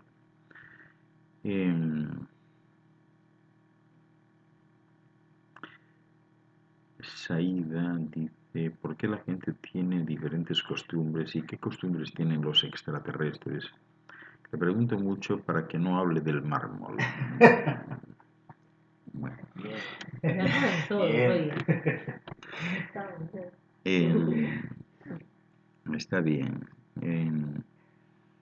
Bueno, las costumbres son derivadas del entorno familiar en el que estás y a veces del sector geográfico en donde vives, ¿no? Depende de lo que haya, ¿no? Lógicamente las costumbres de quien vive en el desierto pues no son las mismas del que vive en un bosque del norte de Europa, ¿no? O sea, son cosas distintas, ¿no? Derivan un poco, pues eso, del entorno geográfico en el que estás y de las personas con quien estás. Siempre se tiende, ¿no?, a hacer esto, pues porque lo hacían los otros, ¿no? Y hay poca gente que se dedique a innovar, ¿no?, a hacer algo nuevo, ¿no? Pero es normal. Saludos a todos y un abrazo. Esta es Keila. Saludos para Keila y Roberta. ¿Es cierto que una acción puede afectar a terceras personas? Algo parecido a la película Efecto Mariposa. Pues claro, todas las acciones afectan a terceras personas. Todas. Todo afecta porque es que cualquier cosa que tú hagas, mires, hables, lo que quieras hacer, tiene una repercusión física. O sea, no olvidéis que estamos en una especie de pecera cósmica, ¿no? Entonces nadie se puede ilusionar y decir, es que yo hice así y no pasó nada. No, hiciste así con la mano y se creó una corriente. Emitiste un sonido y salieron unas ondas, ¿no? Miraste a alguien y salieron otras ondas. Entonces todo tiene un efecto. Y lo más lamentable es que las ondas que no debieron salir, que son ondas erráticas, como por ejemplo las ondas de las palabras. Hay palabras que nunca debieron de salir de una boca, ¿no? Porque no solo hacen daño a quien va dirigida la palabra, sino que también rebotan en las paredes, van a otros sitios y hacen daño a otros. O sea que efectivamente todo tiene un impacto, ¿no? Y luego, bueno, pues si estás en un núcleo familiar o en un núcleo en el que hay otras personas, pues evidentemente lo que haces o dices, pues tiene influencia en ellos. Tú puedes estar felicitando o reprimiendo o recriminándole a alguien, pero siempre hay otros ojos a lo mejor al lado que está siguiéndote y para quien a lo mejor tú eres una referencia y toma eso como referencia y eso le afecta y puede cambiar su vida. Claro que sí, o sea, todo tiene un efecto en los demás, siempre. Sí. Luis, ¿existen los trolls? Algo parecido. ¿Y qué son o qué es? ¿Qué hacen? Pues en realidad los trolls son seres elementales de la naturaleza, ¿Son muy así pequeños. grandísimos como los muestran? No, hay de todo, ¿no? En realidad son más bien pequeños, ¿no? No son así a ese nivel, pero sí, hay un montón de seres de la naturaleza que solo son conocidos por unos pocos, sobre todo por unos pocos intrépidos, ¿no? Porque ellos tienen tendencia a no mezclarse y a no querer saber nada porque siempre se sienten en peligro. Creo que siempre hablan de como de muchos de estos seres en el centro de Europa, estos que se donde se mantienen todos. Sí, bueno, no es donde se mantienen todos, pero hay muchos allí, sí. Lo mismo que en el centro de Europa hay montones de comunidades de seres pequeñísimos. ¿Por alguna razón específica? No, porque, bueno, aquello no ha cambiado en muchos miles de años. Siempre hubo tierra firme allí. Ahora, por ejemplo, hay tierra firme donde antes había mares, ¿no? Pero hay áreas de la tierra que desde que emergieron nunca cambiaron, siempre han estado allí. Entonces, son áreas como con una cierta garantía de habitabilidad, ¿no? Y por eso fueron elegidas. Pero muchos de esos seres antes han estado en otros sitios, entonces al final han buscado un sitio de garantía, donde no se acerque mucha gente, donde no haya muchos movimientos sísmicos o geotectónicos, ¿no? Y entonces allí se sitúan. Y cuando hay alguien que se pierde por allí, algún de los grandillones, ellos se esconden. Ellos no se dan de fácil. Sí. Em,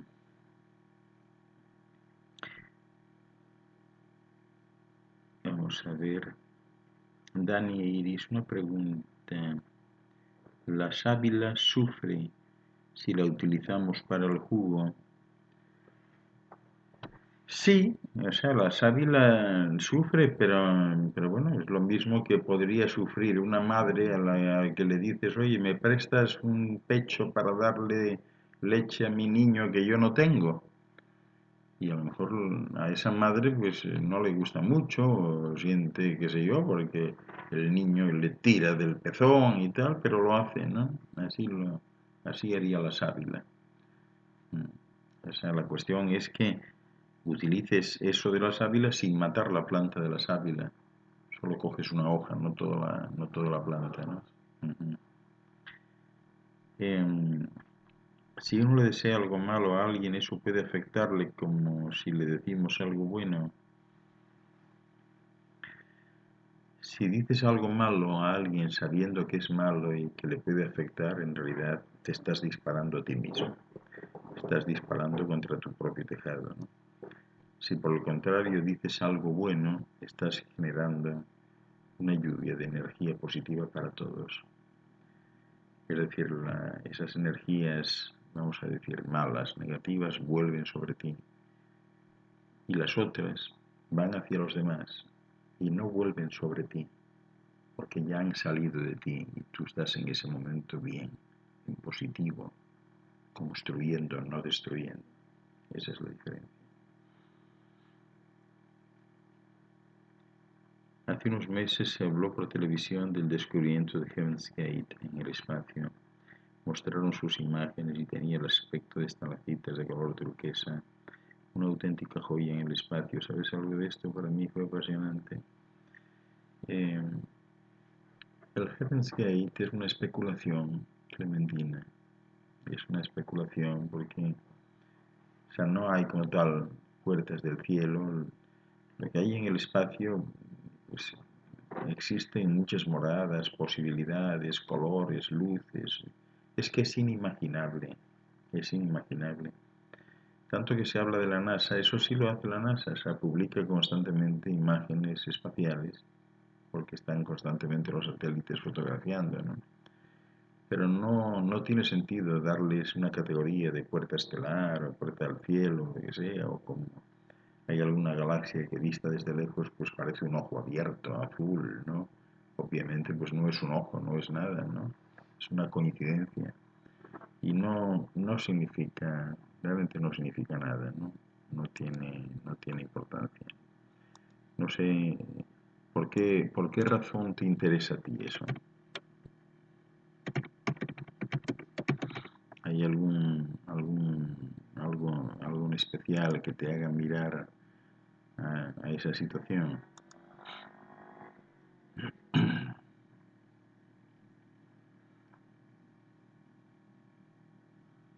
Porque ha habido también, o sea, el término de Heaven's Gate, ya sabes que es utilizado desde hace mucho tiempo por sectas también. En fin,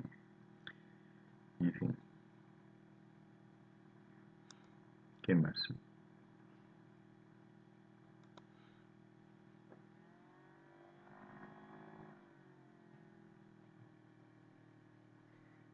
de la propagación de tantas sectas religiosas fanáticas ahora por todo, no sé si ya por todo el mundo, pero al menos en Sudamérica está casi que plagado.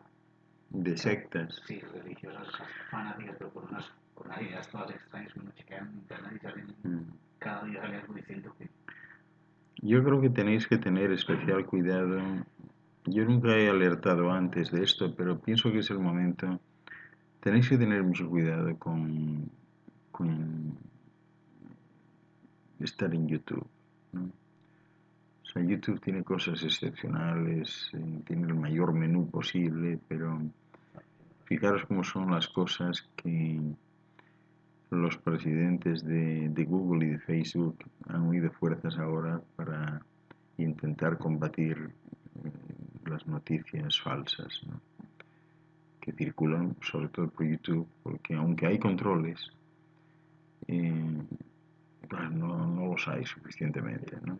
Entonces ahora están diseñando o están terminando de diseñar unas plataformas especiales que van a comparar ciertos términos que aparecen en esas noticias.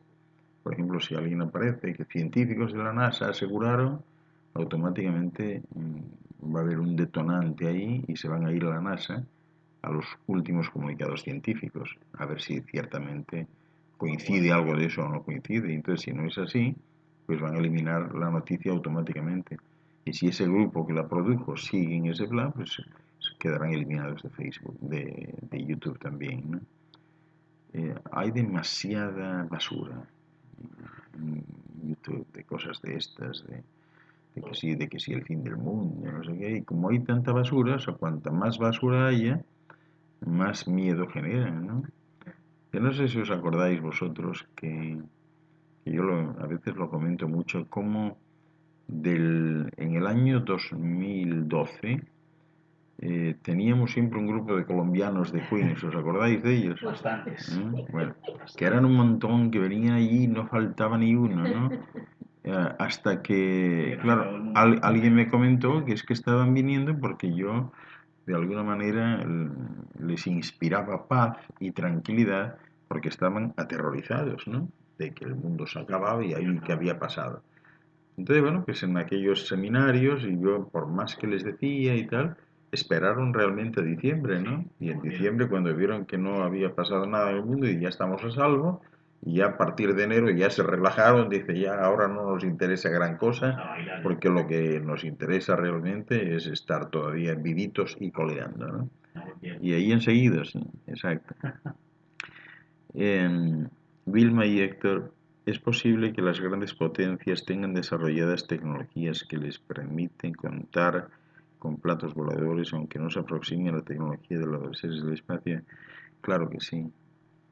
De hecho, una mayoría de platos voladores, como dices tú, que veis aquí, son bien terrestres.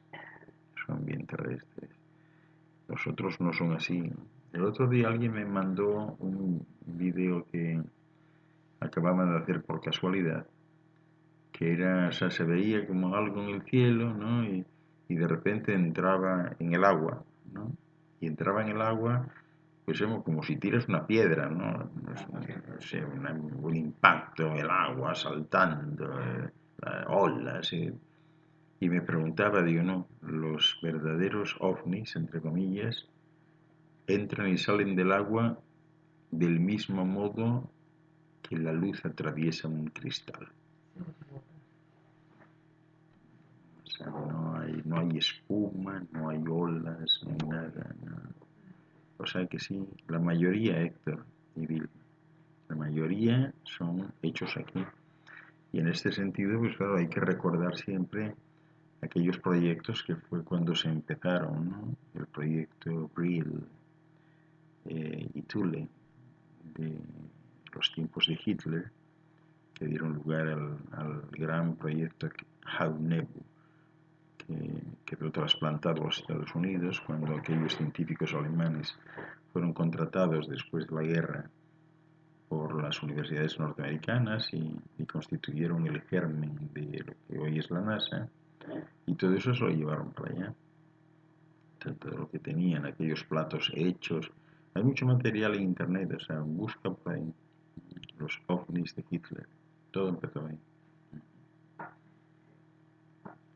Realmente, o sea, además es que no tienen mucho en común, ¿no? Porque ese tipo de ovnis pues tienen ventanas, tienen puertas, o sea, eso es muy distinto. Sí, sí, exacto, solo les falta, alguien seguramente verá por un lado lo de la toma de gasolina, ¿no? Exacto, que realmente. ¿Qué más? ¿Se vislumbra algún cambio ahorita para América Latina que se están dando como casualidades? Trump por este lado, la muerte de Casa por el otro. El cambio, la pregunta es si se vislumbra algún cambio para América Latina. El gran cambio para América Latina va a ser la unificación de América Latina, más pronto que tarde. Es decir, América Latina tiene que entenderse, tiene que entender que comparten la cultura, comparten la lengua, ¿no? Y hay muchos países que ya están avanzando en esas conexiones. O sea, ahora mismo América Latina está en el proceso de, de conectarse a nivel de comunicación, es decir, las vías terrestres, marítimas, aéreas están ya confluyendo, ¿no? Es decir, están terminando, ¿no? El sistema circulatorio de toda América, ¿no? Hay países, yo acabo de llegar de Ecuador y quedé asombrado, el país está impresionante, con autopistas que lo cruzan de lado a lado, ¿no? La famosa Interamericana, que bueno, pues hasta ahora no es más que un sueño, ¿no? Pues cada vez cobra más visos de realidad. Es decir, muy pronto que será posible desplazarse desde Alaska a Tierra del Fuego por carretera sin problemas. Es decir, América Latina se conecta, se va para que de esto, entonces, todos estos políticos corruptos que ven, por ejemplo, que Colombia está. Bueno, o sea, los políticos que tienen jugarán su papel, ¿no? Jugarán su papel y están atacando muy fuerte la corrupción desde todos los ángulos, en todas partes, ¿no? Seguramente asistiremos a situaciones insólitas, ¿no? De repente, pues qué sé yo, un candidato presidencial de uno de estos países, y el día menos pensado, pues sale ahí a hablar y decirles, señores ciudadanos, tengan presente que si ustedes me votan, yo juro solemnemente y prometo ante Dios y ustedes que yo voy a robar mucho menos que mi antecesor, ¿no? Es decir, que veréis, eso causa hilaridad, pero veréis cómo algo así se da. O sea, van a seguir con ello, sobre todo porque el sistema lo permite, ¿no? Sí. El sistema democrático lo permite. Y bueno, tendrían que cambiar el sistema entero para que deje de hacerse. Esto significa que no hay un solo lugar donde no haya corrupción. La corrupción es inherente al sistema, ¿no? Se va a seguir dando, ¿no? Lo que pasa es que, bueno, van a cambiar muchas cosas. Es decir, hay muchos países, por ejemplo, de la vieja Europa, que, bueno, que pretendían ser maestros del resto, ¿no? Y ahora, pues están empezando a sacar a la palestra aspectos puntuales. Es decir, hay voces alzadas que dicen, no va a haber presupuesto para las pensiones. ¿Qué hacemos ahora? Demando al Estado. A mí me engañaron durante 35 años. He estado pagando todos los meses, o mejor dicho, me lo han estado quitando y decían que eso era seguro, ¿no? Y ahora me dicen que no tienen. Que no tienen. Eso es delicado, es decir, el mundo va a experimentar muchos cambios en ese sentido, ¿no? Pero claro, también habrá cambios en otro sentido. Es decir, hasta este momento pues todavía sigue existiendo enfermedad, muerte, etcétera, ¿no? Pero cada vez habrá menos enfermedad y menos muerte, entonces también las pensiones no serán tan importantes como lo son ahora, ¿no? Hay de todo. Hay de todo.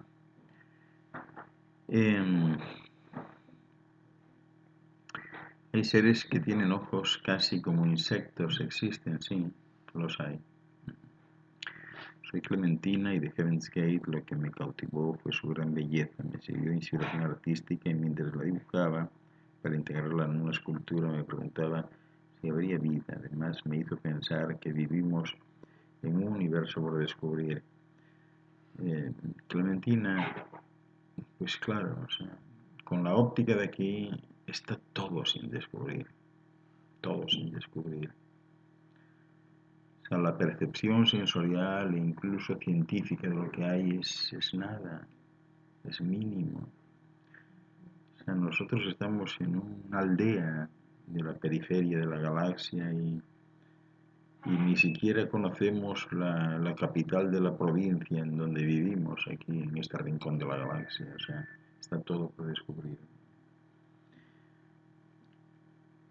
Vilma y Héctor, sí, no me atrevo a contárselo, pero lo hemos visto y no cerraba con la descripción que usted nos ha brindado sobre los legítimos, ¿no? No entiendo, no entiendo de qué hablas, explíquemelo mejor. Saida, es cierto que Hitler vivió en el sur en una guarida y ya murió.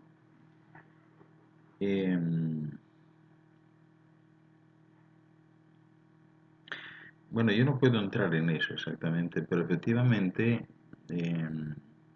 se especula con que Hitler en realidad no se suicidó en el búnker, que voló a Barcelona y de Barcelona voló a Argentina y que estuvo en Argentina mucho tiempo hasta que murió, ¿no? Infórmate de eso. Gutnara Villalobos entra en el chat, saludos a Gutnara. Gabriela Vega, ¿por qué dice que va a haber menos enfermedades? Pues las va a haber porque habrá menos enfermedades porque cada día las personas tendrán un nivel de conciencia distinto que les hará ver, pues eso, que están llevando vidas que no deben llevar, que están comiendo lo que no deben comer, que están relacionándose con quien no deben relacionarse. Y todo eso está cambiando y va a motivar el que efectivamente pues se sientan mejor. En algún momento la comunidad científica internacional pues hablará pues de por qué las comunidades indígenas no padecen cáncer y no padecen esquizofrenia y no tienen enfermedades mentales y por qué viven más años, etcétera, y uno aprenderá de eso, obviamente, ¿no? O sea que realmente el destino del mundo es a llegar a un punto en el que no haya enfermedades ya de ningún tipo. Así que es solo una cuestión de tiempo. Poco a poco. Poco a poco. El deshielo del polo, ¿hasta qué punto puede afectar al resto del planeta? El deshielo de los polos afecta al resto del planeta porque lógicamente aumentará el nivel de agua, ¿no?, de los océanos y eso significa que muchas localidades costeras pues quedarán anegadas, ¿no? Pero eso será gradual, o sea, eso no es de un día para otro ni nada, ¿no? Y son ciclos, o Eso sea, es normal. es normal, sí. Ahora hay un tiempo de deshielo y luego vendrá un tiempo de hielos, ¿no? Y luego también es normal que haya deshielo por un lado y que haya hielo por el otro, ¿no? Por ejemplo, aquí, sin ir más lejos, se está produciendo un cierto nivel de deshielo en el Ártico, ¿no?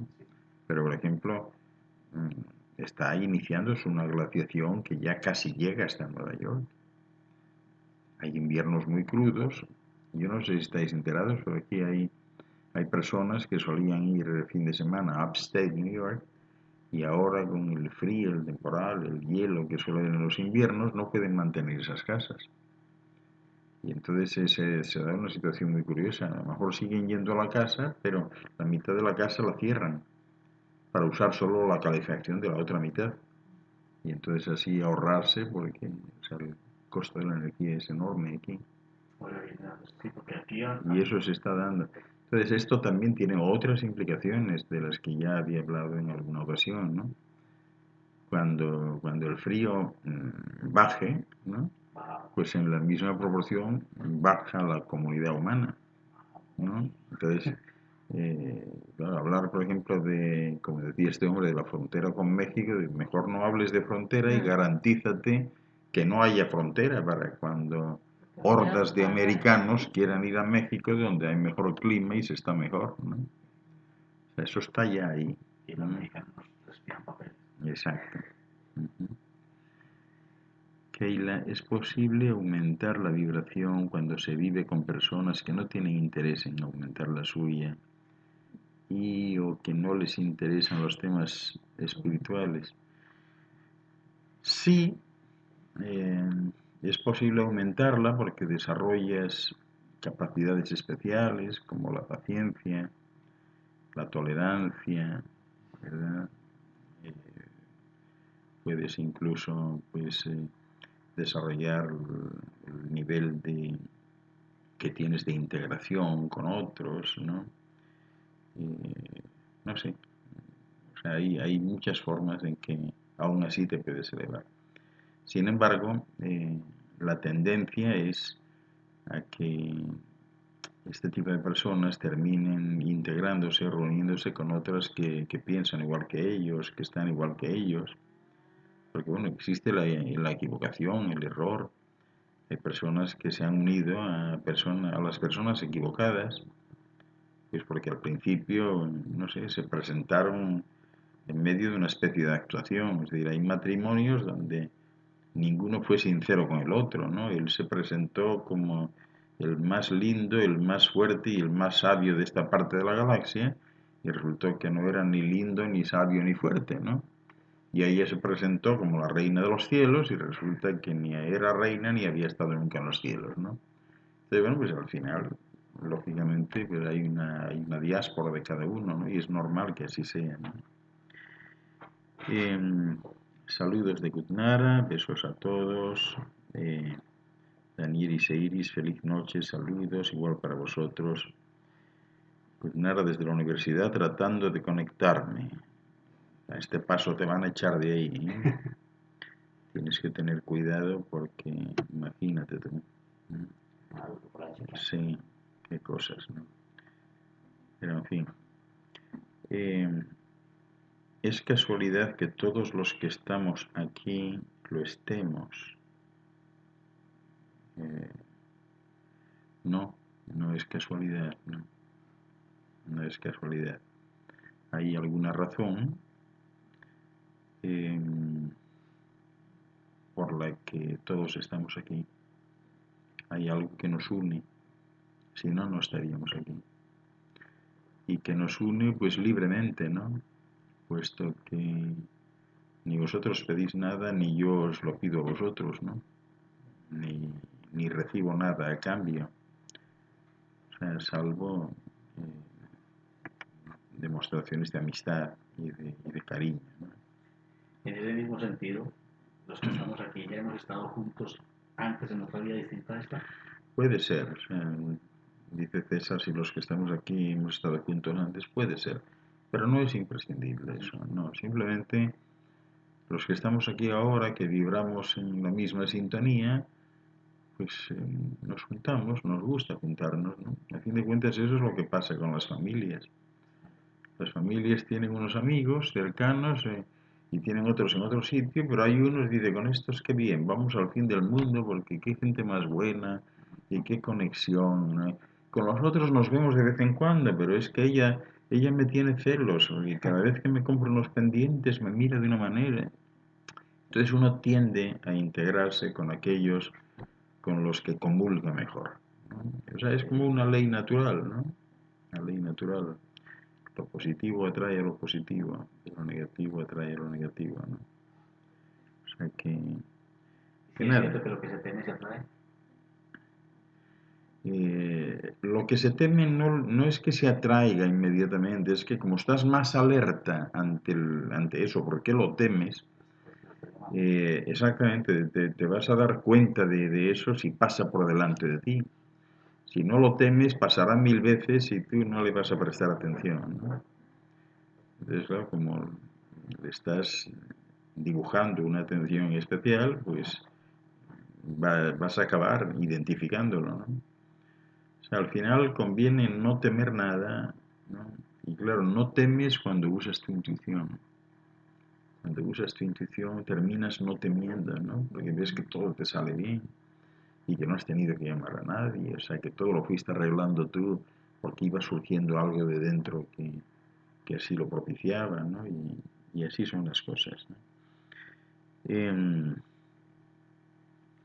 Aquí tenemos conectada a Verónica Graciela y Elizabeth Herrera. ¿A dónde te vas, Elizabeth? Eh, bueno, nosotros de todas maneras estamos en la recta final y para poder subir esto después tenemos que ir, déjame ver cuál es la hora. Sí, estamos justos ahora. Os mando a todos un beso y siempre lo mejor para vosotros y vuestras familias. Os quiero mucho y gracias por la atención que siempre me dispensáis y nos encontramos de nuevo el viernes. Saludos afectuosos, cuidaros mucho.